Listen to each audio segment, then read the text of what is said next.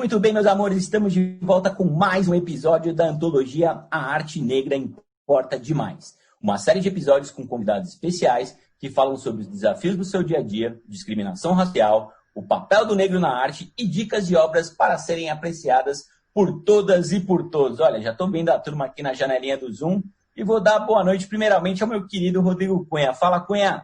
Fala, Brasil! Bom dia, boa tarde, boa noite, tudo bem com vocês? Rafa, boa noite, tudo bem com você, velho? Fala, Sansa, fala, Cunha. Estamos aqui preparados hoje numa baita friaca paulistana hoje, né? Para a gente ter aqui um convidado super especial, acho que encaixa muito mesmo com a nossa série. A gente tem falado muito sobre experiências, escrevivências, então vai ser muito legal. Acho que hoje teremos uma pauta diferente também no final. Vamos em frente. Que vamos sempre em frente, Rafa. E olha só, o convidado de hoje é muito especial, cara. Ele é um negro drama do storytelling, afrofuturista e escritor. Ele escreveu Rastros de Resistência, História de Luta e de Liberdade do Povo Negro. E criou o Infiltrados no Cast, um podcast que fala, entre outras coisas, sobre a desigualdade racial. Seja muito bem-vindo, Ale Santos. Fala, Ale.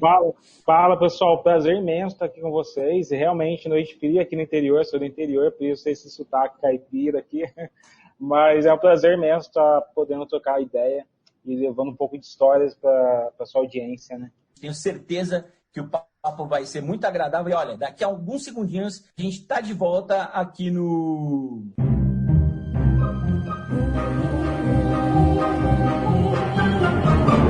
Senta, que lá vem spoiler.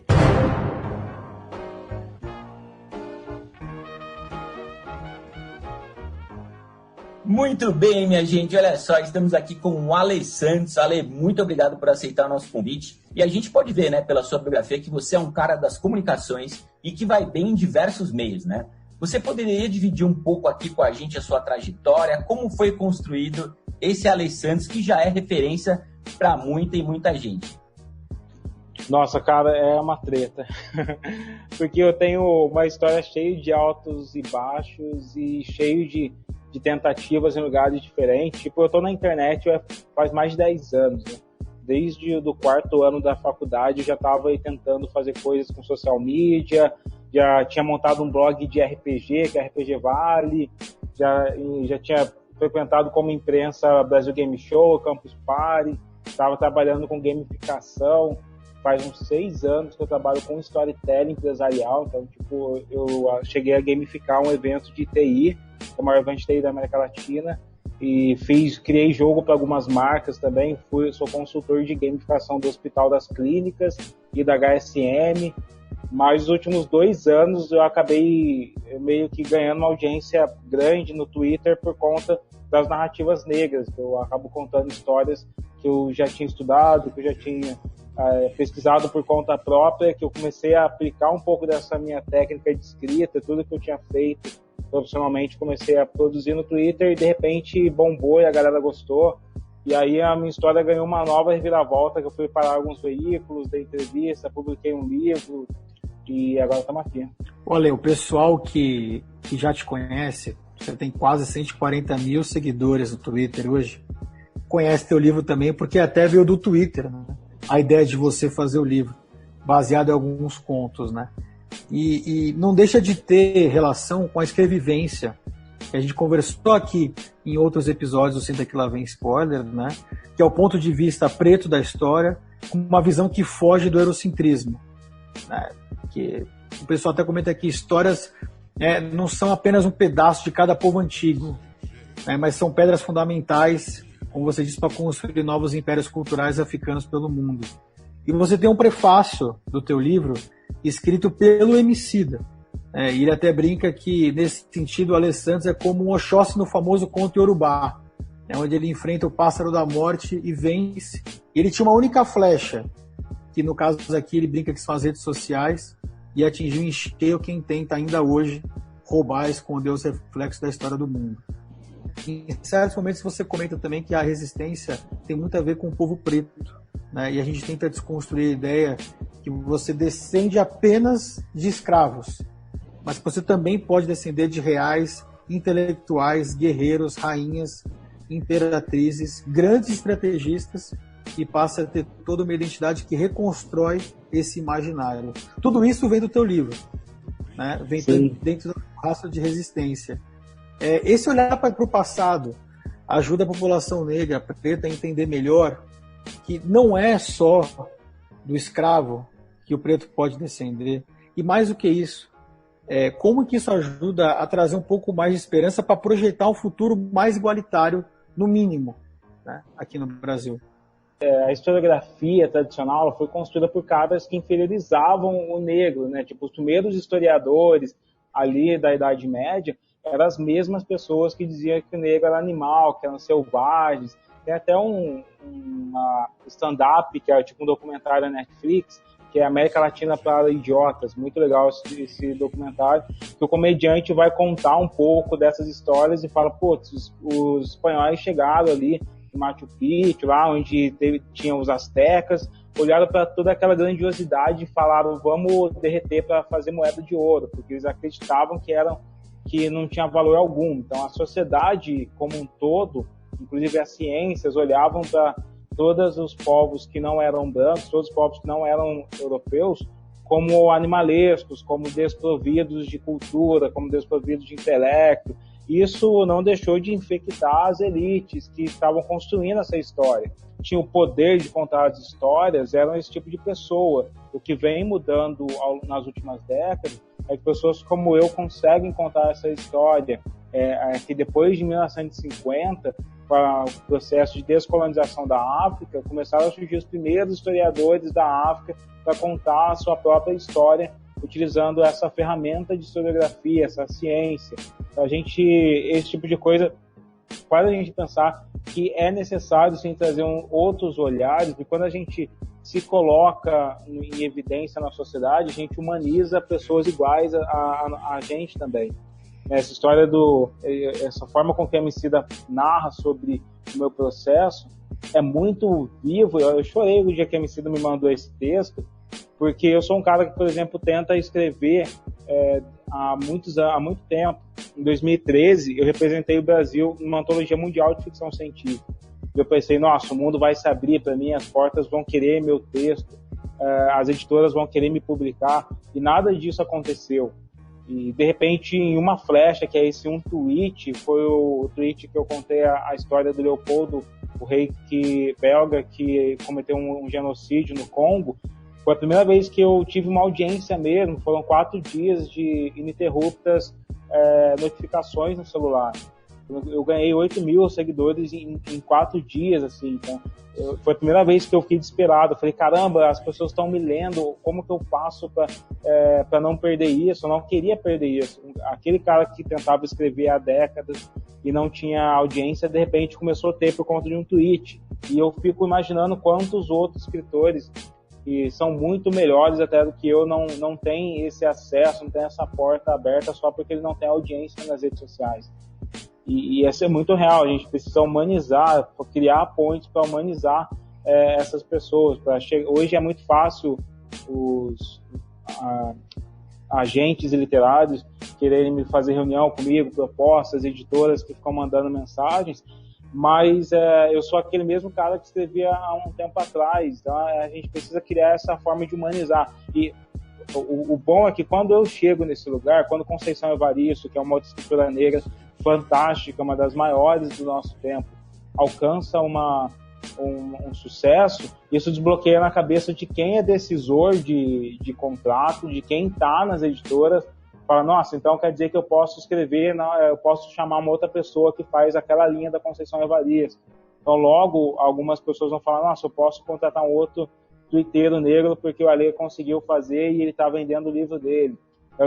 Quando a gente chega num lugar que não era acessível, a gente abre as portas pela nossa própria presença, pela nossa própria e simples existência nesse lugar. A política brasileira hoje, ela consta com 4% da população preta dentro da política e 55% da população ela é preta, né? Você mesmo disse que a gente precisa revelar quem são as verdadeiras pessoas que fazem algo pelo povo negro nesse país, que são justamente as pessoas negras. Só que dentro da política, com só 4%, né, quem são essas pessoas para poder mexer nessa base branca hoje? Quem você enxerga que são essas pessoas para poder buscar essa igualdade? Tem muitas pessoas ali que a Benedita Silva, por exemplo, todo mundo fala que a gente lembra que os últimos governadores do Rio de Janeiro foram todos presos, né? A gente esquece que tem uma que não foi a Benedita, que ela era vice-governadora, e depois, durante um tempo, quando o governador foi preso, ela assumiu ali o governo do Rio de Janeiro, e ela não foi presa, ela vai ser candidata agora à prefeitura, se eu não me engano, no Rio de Janeiro. Tem algumas pessoas fora dessa política partidária, como o próprio Silvio Almeida, que está construindo um diálogo aí para políticos. Você tem o Preto Zezé da CUFA, que é um outro movimento que está se articulando bastante. Mas eu não acredito que vai existir tipo o Salvador Negro na política, sabe? É uma coisa que o próprio Emicida fala bastante. Não vai existir uma chave que a gente vira e a sociedade vai mudar. É um diálogo que tem que ser construído. A gente não quer que pessoas negras votem negro só porque é negro. É uma coisa que também fazer as pessoas brancas entenderem o projeto de sociedade que aquele candidato está construindo para todo mundo, porque um candidato negro, os movimentos negros não têm um ideal de sociedade que só funciona para negros. O que a gente tem é um ideal de sociedade que funciona de maneira igual para todo mundo, incluindo os negros, né? E é muito engraçado essa dissonância que eu gosto de provocar quando a galera diz que, por exemplo, a sociedade brasileira é corrupta por conta dos nossos políticos. Aqueles caras que estão lá não representam nem os brancos pobres desse país. A gente tem famílias ali que estão há décadas, séculos ali na política, seja da direita, seja da esquerda. A gente tem pessoas que têm muito dinheiro, porque o processo eleitoral brasileiro precisa de dinheiro para ser eleito, né? Eu conversei uma vez com o cara da Educaf, um advogado, e estava falando que o projeto para eleger um deputado federal custa em média 6 milhões de reais, tá ligado? Então não é qualquer pessoa que tem isso, que tem acesso aos financiadores. A sociedade brasileira não é corrupta. Essas pessoas milionárias, esses comerciantes que já estão distribuindo dinheiro entre eles há muito tempo são corruptos, né? E interessante você ter citado justamente quanto custa criar um deputado federal ou eleger um deputado federal. Recentemente você fez skate com o Hélio Negão, definindo ele como uma humilhação para o povo afro-brasileiro. E também tem a questão do Sérgio Camargo, da Fundação Palmares, que chama o movimento negro de escória maldita. Inclusive, a nossa produção aqui pensou isso de dentro do Infiltrados no Cast, do podcast. E, inclusive, também a gente teve o caso do Carlos Decotelli recentemente, onde talvez não entre exatamente o papel ali do preto na sociedade ou na política, mas também traz um pouco do reforço do preconceito, da forma como ele é tratado. Só a gente lembrar do Salles, no meio ambiente, como ele é tratado por ter adulterado o currículo e como o Decotelli foi tratado. Ninguém está glorificando mudar o currículo, mas é muito nítido a forma como as pessoas são tratadas nesse país.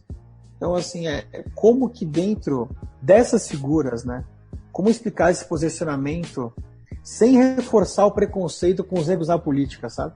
O Hélio, que é praticamente um papagaio do Bolsonaro, né, ele até assume o próprio nome, é o Hélio Bolsonaro, ele anula a sua própria existência e ninguém fala sobre ele, ninguém sabe do que ele faz, ninguém sabe exatamente do que ele pensa, porque parece que ele não tem as suas próprias ideias, né? Que você vê um alinhamento automático e nítido e que, obviamente, fica parecendo que ele é aquele amigo negro que o Bolsonaro usa para dizer que não tem preconceito. Não tem como não pensar nisso, porque o Hélio não é um cara com uma personalidade que todo mundo é única, exclusiva, tipo, marcante, um cara com as próprias ideias. Ele só reproduz o que o Bolsonaro fala. Ele só serve para isso.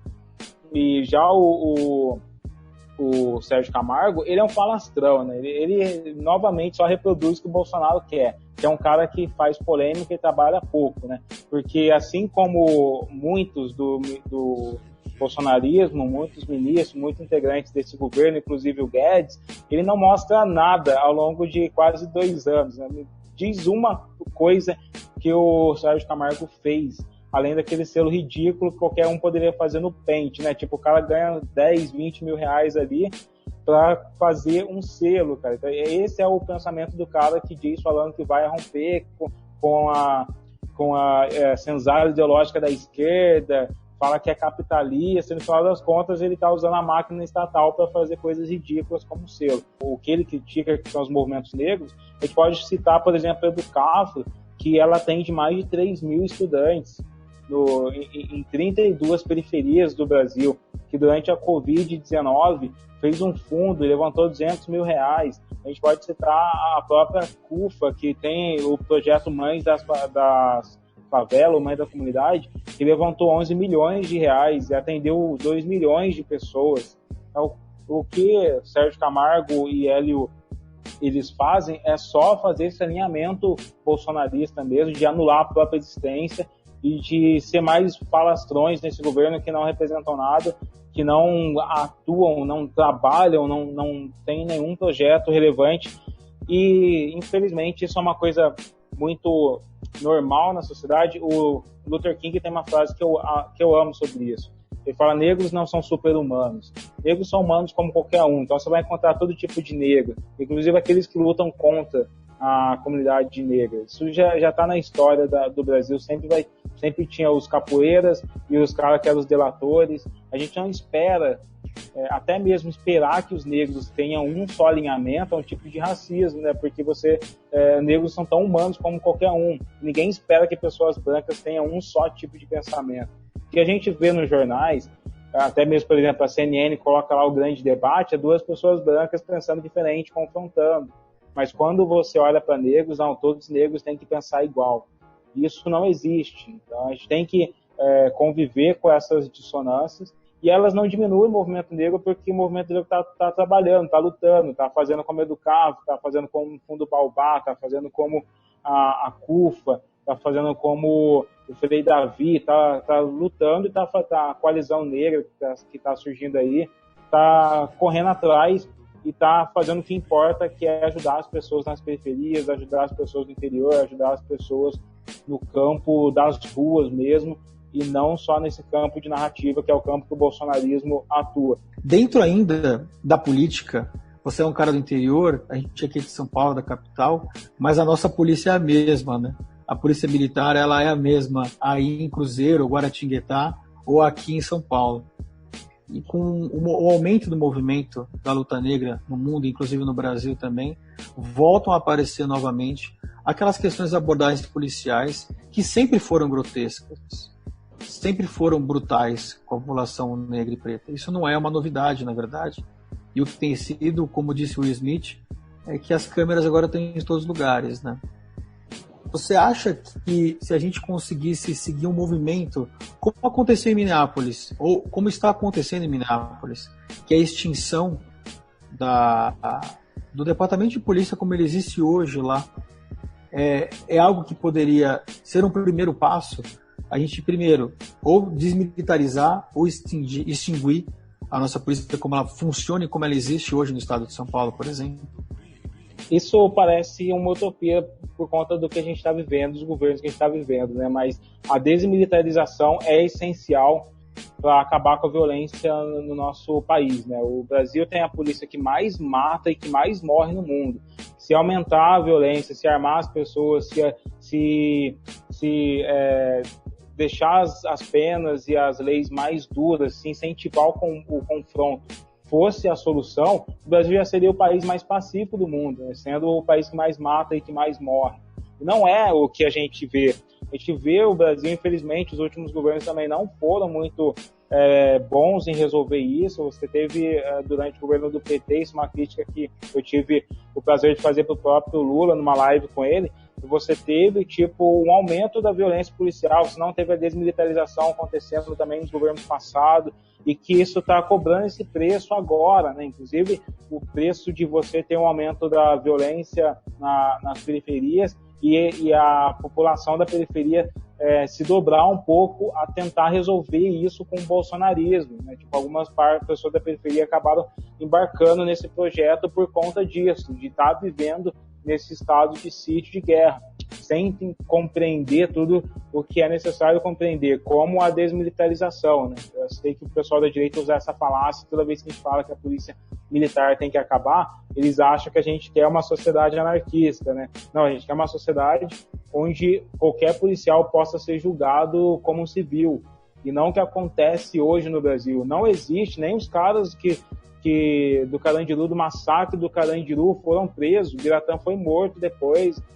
mas não tem nada a ver com a justiça brasileira.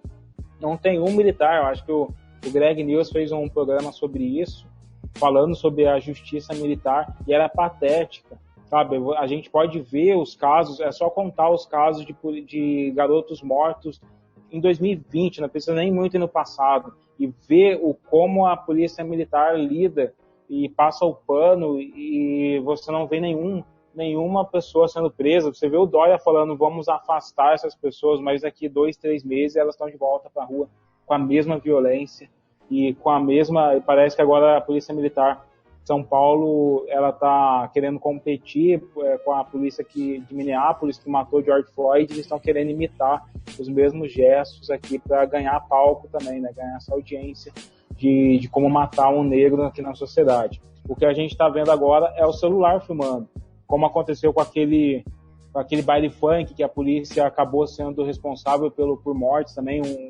que eles acabaram cercando as pessoas lá no baile, impediram ela de sair, e aí você tinha novamente o celular filmando e registrando esses atos, né?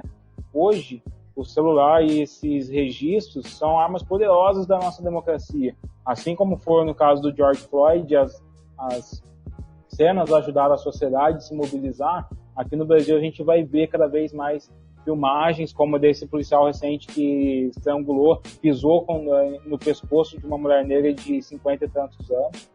E isso faz com que várias pessoas que realmente são mais sensíveis, pessoas brancas, negras, todo tipo de pessoa, vejam aquilo e entendam que não é possível ter uma sociedade, uma democracia, enquanto esse tipo de coisa acontecer. Enquanto se eu estiver chegando na minha casa, tombar um policial, ele achar que eu sou um bandido, ele querer me estrangular. Se eu estiver sozinho, 10 horas da noite, isso acontecer, eu tô morto. E enquanto esse tipo de perigo for plausível para a sociedade negra brasileira, a gente não vai ter uma sociedade, uma democracia plena. É interessante também a gente observar os celulares que filmam o outro lado, né? Então, quando a gente tem ali o pessoal playboy, digamos assim, bebendo no Leblon no meio da pandemia, ou quando você tem uma abordagem policial pacífica, né, em Alphaville, num condomínio fechado, e você vê outros absurdos, né, o outro lado da moeda, eu acho que também é um ponto interessante, né, essa exposição, para a gente trazer para o debate não só o ridículo das situações, mas é a realidade que a gente está vivendo, né, a diferença de tratamento, né, quando a gente tem uma manifestação na Avenida Paulista e você tem uma branca, né, claramente fascista, com taco de beisebol, escrito Rivotril, e é quase estendido um tapete vermelho para retirá-la dali, né? E você tem, recentemente, a gente teve uma negra com uma vassourinha, cara, ridícula na mão, dando uma vassourada no policial, cara, algo assim, que você olha e fala assim, pô, ela tá só pedindo pro cara soltar, e o que ela recebe em troca, cara, é imobilização e o pescoço pisado, né? Inclusive o policial, eu acho que é bom a gente reforçar aqui, que ele se equilibrou sobre o pescoço dessa mulher, correndo altíssimo risco de matá-la, a lá George Floyd, como o Ale mencionou bem aqui. Mas puxando por outro lado, Ale, achei legal você mencionar a Greg News, porque você tem o seu próprio Greg News, né, cara, que é o Infiltrados no Cast. E nesse podcast tem uma série, cara, que eu achei bem, bem bacana e bem explicativa e educativa, chamada Os Maiores Racistas da História Brasileira. Bem sincera também. Lá você menciona Monteiro Lobato, né, Raimundo Nina Rodrigues, que você falou há pouco, João Batista de Lacerda, Renato Kell. E dando um spoiler, né, para os ouvintes do Infiltrados no Cast, quem que você considera, cara, os maiores racistas da história brasileira do século XXI? Se é que você pode falar um ou outro aqui pra gente. Cara, do século XXI tem muito concorrente aí, né, cara? Você tem o Witzel entrando na jogada aí também, você tem o Mourão falando um monte, renascendo um monte de teorias eugenistas, que eu inclusive citei nessa série dos maiores racistas do passado. tem muita gente, sabe? Infelizmente, o racismo, essa concepção que a gente tem de que todos somos iguais biologicamente, só veio com o projeto Genoma, né? E o projeto Genoma, para quem não lembra, os resultados dele começaram a surgir em 2003. Então, se você pega livros de medicina do Brasil, da década de 90, de 80 e para trás, quanto mais para trás você for, mais racista vai ser, mas na década de 80 e 90 você já tinha pessoas ainda falando que negros eram inferiores intelectualmente. Você tem nos Estados Unidos um livro de 93 falando sobre isso, a curva de Bell, acho que eu citei num episódio também do Cast, um livro de 93 falando sobre, tentando provar que brancos têm QI mais elevado que pessoas negras. Esse livro diz que um garoto branco de 16 anos tem mais QI do que um garoto negro de 18 anos, pra você ter uma ideia. Então, infelizmente, essas falácias da ciência do racismo científico começaram a ser desarticuladas só depois do ano 2000. A gente ainda vive à sombra do racismo científico. Isso me mostra muito como a nossa sociedade é um tanto primitiva em relação à raça, sabe? Muito primitiva. A gente, da década de 90, não sei como os conservadores viveram na década de 90 no país, né? Porque é uma década que sensualizava qualquer coisa. Era comercial de café sensualizando, era comercial de sabonete sensualizando, era comercial de lava-louça sensualizando, cara. Era uma coisa absurda. E era uma época que você tinha muitas piadas racistas, a gente ouvia coisas como trabalho de preta. A sociedade hoje quer esquecer que não existe isso, mas falava-se muito, principalmente aqui no interior, de não vou contratar aqueles caras porque eles têm trabalho de preto, porque eles faziam coisas, trabalho nas coxas, coisas que são termos de origem escravagista. E isso mostra, independente da etimologia, isso só mostra que essas pessoas que acreditam nisso, elas estavam vivas na década de 80. E elas provavelmente são os pais ou avós dessa nova geração que está aqui. E se a gente não confrontar e falar, cara, para com essas crenças vão continuar sendo reproduzidas, tá ligado? Acho que o racismo, ele é essa narrativa que, por mais que as pessoas não sintam, porque todo mundo acha que racismo é um sentimento, né? Ninguém acorda falando, nossa, eu tô me sentindo racista hoje. Mas o racismo são essas crenças e esses comportamentos que foram herdados, que são passados até mesmo de maneira subjetiva para a sociedade. Vamos falar um pouquinho de futuro agora, de afrofuturismo, um pouquinho de utopia. O conceito de afrofuturismo, né, a gente tem vários conceitos, né, não tem uma coisa muito fechada, existem vários autores, né, ao longo aí das décadas. A gente tem aí belos exemplos, né, de afrofuturismo aí na literatura. Temos aí também o brasileiro Fábio Cabral, que lançou O Caçador Cibernético da Rua 13. Temos a Octavia Butler, escritora sci-fi feminista, que imaginou como seria a mulher negra viajar no tempo e todos os riscos, né, que ela poderia enfrentar. Imaginem que era ela fosse cair e como seria o racismo naquela ocasião. A gente tem o americano, aí o Clyde Ford também, o herói do rosto africano, e na música o Sun Ra, né, que foi um dos criadores, né, precursores, aí a gente pode dizer, do movimento afrofuturista, excelente músico de jazz, e criador aí do movimento Space is the Place, né, que também é um filme, e que prega, né, que o lugar do negro seria no espaço, porque na Terra ele estaria destinado a ser sempre explorado.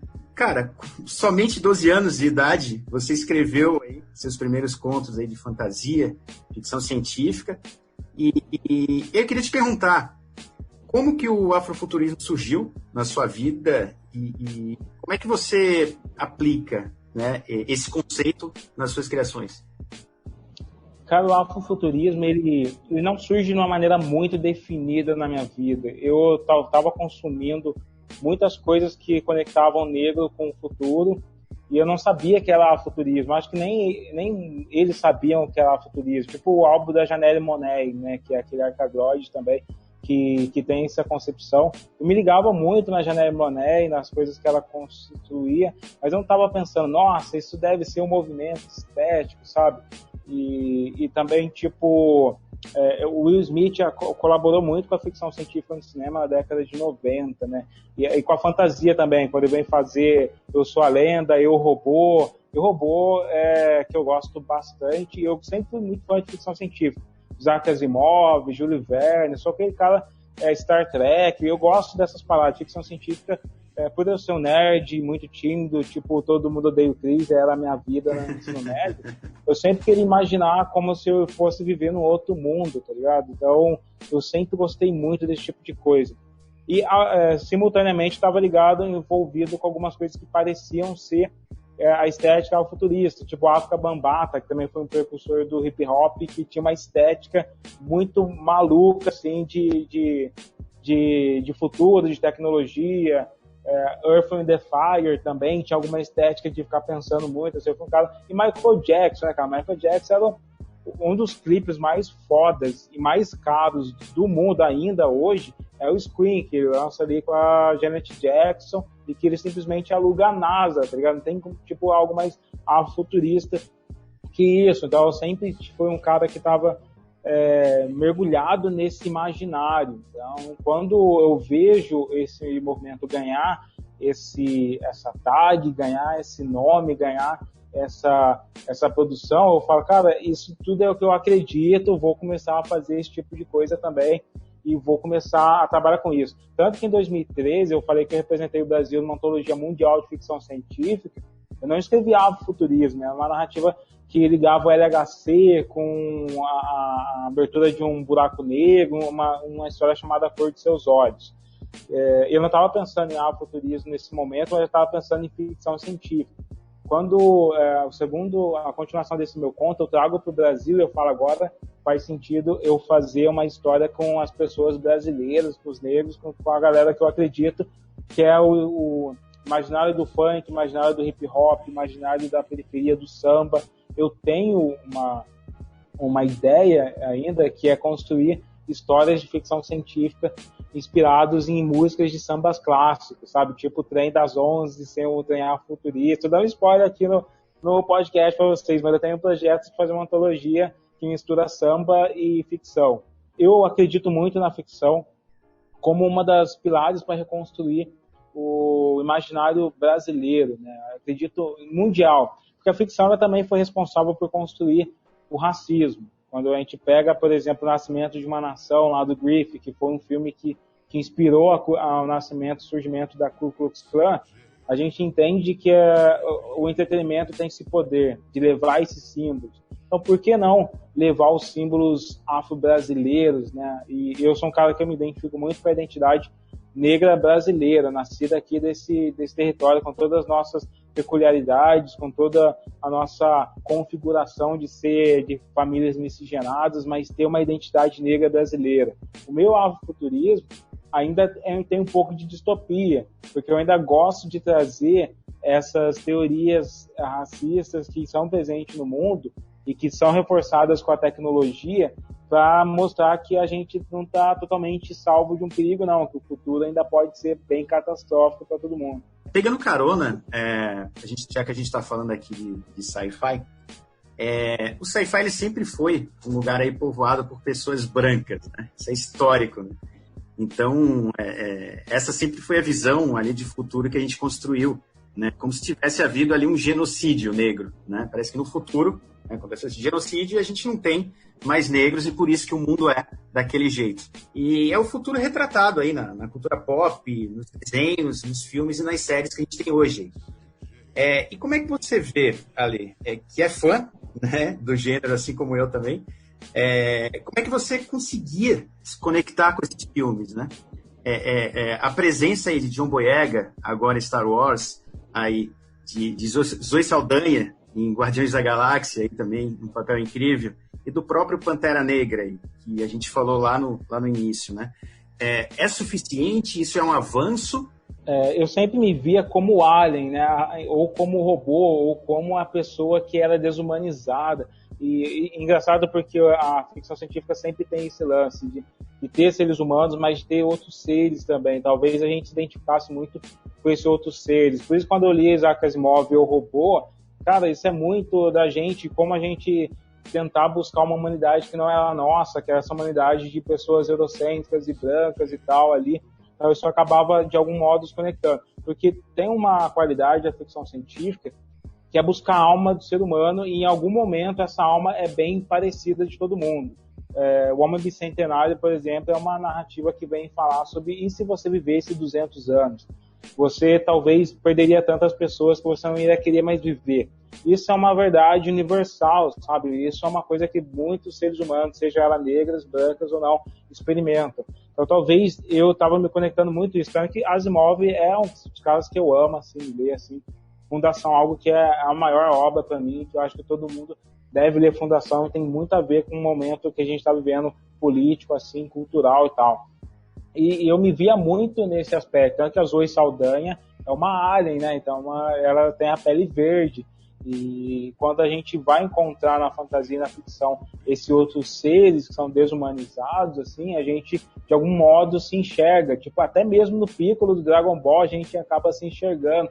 E aí quando a gente, a ficção asiática, ela tem muito disso, né, de representar com animais também, ou representar com outros seres, de uma maneira até que não é tão desumanizadora quanto a ocidental. Quando você vê, tipo, a jornada do Piccolo, a gente está falando de Dragon Ball, ele é muito mais humanizado do que Frankenstein aqui no Ocidente. Quando a gente vê algumas, eu acho que Ghost in the Shell, que tem animais ali também, humanoides, é a mesma coisa que fábulas africanas também utilizavam, que é o conto de Anansi. Então, de algum modo, a gente consegue se enxergar através de todos esses contextos que são dos aliens, que são dos outros, dentro dessas construções, né? Hoje a gente tem Jordan Peele refazendo Twilight Zone, refazendo todas as histórias, seja elas de negras ou não. O que muda é que agora sim a gente tem uma pessoa negra, uma mulher negra dirigindo uma nave, como tem no segundo episódio ali do Twilight Zone. Aí sim você tem episódios onde a negritude entra em pauta, esteja ela em primeiro plano, como no episódio Rebobinar, que é o episódio devastador. Se você não assistiu o episódio Rebobinar do Jordan Peele, do Twilight Zone, assistam e depois vocês voltem para ouvir o resto, brincando, mas você vai ficar sem ar. Fica muito sem ar com esse episódio. E você tem episódios que a negritude não está em primeiro plano, mas você vê, por ter um diretor, por ter um escritor negro, personagens negros inseridos de uma maneira mais orgânica, natural, que não parece forçado, que tem mais representatividade. Mas quando a gente tem, e a Viola Davis, quando ela ganhou o Emmy, ela agradeceu os escritores, é por conta disso. Você tem possibilidades de colocar o negro em uma posição que ele não estava anteriormente, sabe? Não era o protagonista, não era o mocinho, não era o detetive, não assumia os papéis de resolução do conflito. Hoje a gente tem assumindo papéis de resolução do conflito, sejam eles protagonistas ou não. Eu posso dar já que estou dando spoiler pra caramba aqui, mas vai ter um podcast meu de ficção que eu tô fechando com uma plataforma e vai ser dirigido os meus contos dirigido por um diretor muito bacana aí, com um grupo de teatro legal que a gente vai trazer. E que eu também estou experimentando isso, não só de contar histórias com temáticas negras, urbanas, mas de contar todo tipo de história, porque isso humaniza a visão do negro, a experiência de vida do negro na sociedade. Ale, muitas vezes a gente chega nesse ponto na reta final do episódio e eu acabo lembrando do Donald Glover, cara. E eu tenho um vício em fazer isso de novo, porque ele é um cara que faz stand-up comedy, é um cara que faz comédia, é um cara que faz drama, é um cara que canta, é um cara que tem uma banda, é um cara que escreve, que dirige, que tem série de sucesso, que praticamente já gabaritou todos os prêmios possíveis, e a gente fica muito feliz quando vê artistas aqui, né? Você é um grande artista, além de escritor, que trafegam por vários lugares diferentes, está cheio de novidades aí, né? E a Wikipedia, Alessandro, já trouxe aqui várias dicas devidamente anotadas por nós, mas eu vou seguir a pautinha aqui, o script, porque todas as semanas a gente pede para os convidados, né? Dica de livro, ou filme, ou série, ou documentário, para a galera de casa conhecer melhor aí os criadores, diretores, grandes atores e atrizes que levam a arte negra a outro patamar e cada dia mais além. Quais dicas você dá para a galera que está ouvindo a gente aqui, Ale? Eu vou dar uma dica de um dos livros que foi o melhor livro que eu li esse ano até agora, que é o Reformatório Níquel, do Colson Whitehead. Ele ganhou o prêmio Pulitzer, se tornou o primeiro escritor negro a ganhar 2. Cara, esse mesmo, esse livro que você está mostrando aí, é um dos melhores livros que eu li esse ano. Você já terminou de ler ele? Mano, eu não vou dar spoiler no final, mas a capa vai fazer todo sentido para você. É um livro arrebatador. Eu gosto muito dessa obra. Aí na música eu gosto muito de citar o Coruja, o Rashid, o Emicida, que são caras que estão aí trazendo muito conteúdo também. E eu tô assistindo uma série que eu tô curtindo bastante, né, que é o Altered Carbon, segunda temporada de Altered Carbon, para quem gosta de ficção. Também é uma série bem divertida, que tem personagens negros e você pode perceber que é o que a gente está falando, que não é uma coisa forçada de trazer a negritude para o contexto, mas de ter simplesmente personagens negros humanizando e protagonizando novas narrativas. Então, acho que isso é bem bacana. E essas são as minhas dicas principais aqui. Cara, hoje eu trouxe um clássico aqui, que representa bem o afrofuturismo, que é o nosso querido Blade, lá de 1998, aí com Wesley Blade. que até vai ter uma continuação, não será com Wesley Snipes, né? A gente tem o filme que foi escrito aí pelo David Goyer, famoso aí pela trilogia do Batman do Nolan, e ele traz uma visão bacana aqui, né? A gente tem o Blade ali, metade, o Wesley Snipes, né? Metade mortal e metade imortal, saindo em busca ali do vampiro responsável pela morte da mãe dele. E é legal porque é um mundo tecnologicamente avançado, né? E representa bem essa ideia do negro evoluído com a tecnologia, né? Um conceito aí também bastante afrofuturista. Então é um filme bem interessante para quem não assistiu. É uma trilogia, né? Mas nada como o primeiro filme, assim como Matrix. Blade também repete, né? Essa ideia. Então o primeiro realmente é muito interessante, os dois valem a curiosidade. Eu trouxe 2 dicas hoje. A primeira delas é Eu Não Sou Negro, que é baseado no livro do James Baldwin, que ele compara as propostas dos líderes ativistas Malcolm X, Martin Luther King, com as questões raciais contemporâneas. A narração é do Samuel L. Jackson, eu vi essa semana. É um documentário que foi indicado ao Oscar, inclusive, naquele ano. É muito bom. E a outra que eu queria dar para vocês em casa é que vocês pegassem um tweet do Ale Santos de 2018 para vocês saberem a verdadeira origem da expressão será o Benedito. Depois a gente pode deixar o link para vocês aí. É muito interessante, eu não sabia também. Mas eu vou trazer aqui Jordan Peele, cara, que a gente também mencionou ao longo do episódio, com o filme dele que eu mais gosto, que é Us, né? É muito curioso porque o filme Corra, ele ficou conhecido, muito conhecido, foi para Netflix, indicado ao Oscar, né, na lista final do Oscar, e realmente é um filmaço. Mas o Nós, que é o Us, é um filme que vai uma camada, e mais uma camada, e mais uma camada para baixo, cheio de simbologias do começo ao fim, desde o coelhinho, né, Lê, lá no começo do filme, até o final, cara. E a gente tem uma Lupita Nyong'o, para quem gosta da atriz, eu sou super fã dela, no melhor papel da carreira dela, e olha que ela já teve grandes papéis, cara. Ela arrebenta, ela é uma doppelganger dela mesma, né? A gente tem famílias espelhadas, a família que vive uma vida normal e a família que vive embaixo, né? O de cima sobe e o de baixo desce, né? As famílias serão trocadas e muita coisa vai acontecer ali. Olha, é um filme que tem a Elizabeth Moss, também uma belíssima atriz aí de Handmaid's Tale, outra distopia aí, né? E vale muito a pena, cara. O filme, o Jordan Peele dá várias piscadinhas durante o filme. É um filme para quem curte realmente os detalhes. É um terror, é uma distopia. Tá?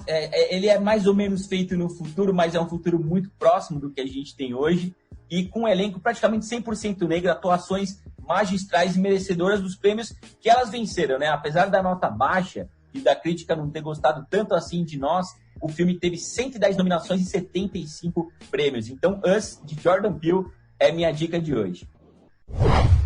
A gente sempre recomenda que você siga o Savage Fiction, né, nas redes sociais, e também esse podcast, cara, maravilhoso, que a gente falou agora há pouco. Ale, por favor, fica à vontade para divulgar as novidades aí, para a gente ficar por dentro. Vamos anotar tudo, que a gente é super fã seu aqui.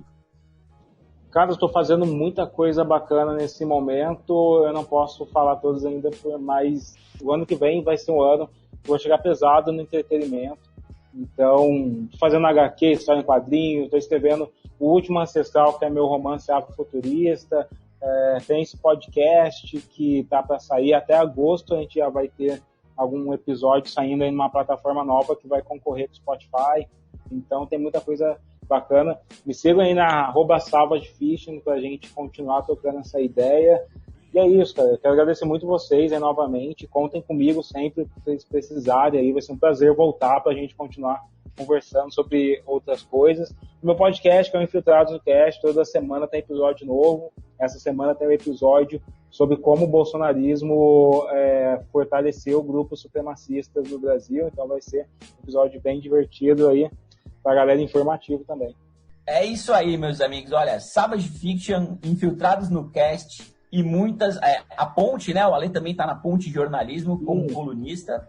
E olha, vai ter muita novidade, vai ter muito Alessandro para a gente acompanhar e seguir ouvindo. Olha, queremos agradecer de novo a presença do Ale. Ale, obrigado por ter aceitado o nosso convite. Em breve voltamos com mais um episódio da Arte Negra Importa Demais, minha gente. Um abraço a todos e até a próxima.